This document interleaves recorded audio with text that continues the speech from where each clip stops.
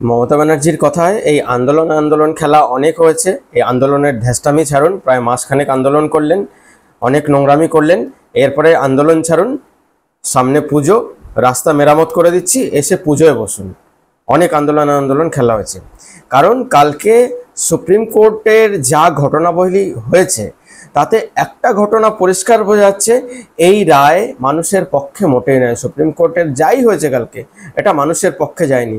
ডাক্তারদের supreme court কার্যত ধমকে দিলেন যে মঙ্গলবার বিকেল থেকে কাজে নামুন, জুনিয়র ডাক্তারদেরকে ধমকে দিলেন।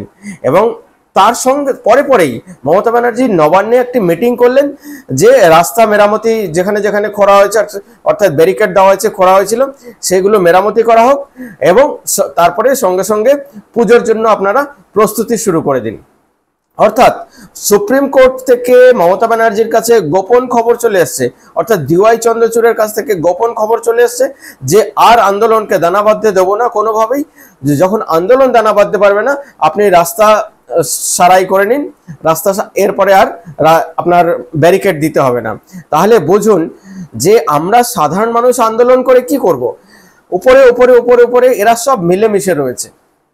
এই ডাক্তার দিদির সঙ্গে যে অন্যায় অত্যাচার হয়েছে তা কোনোভাবেই মেনে নেওয়া যায় না।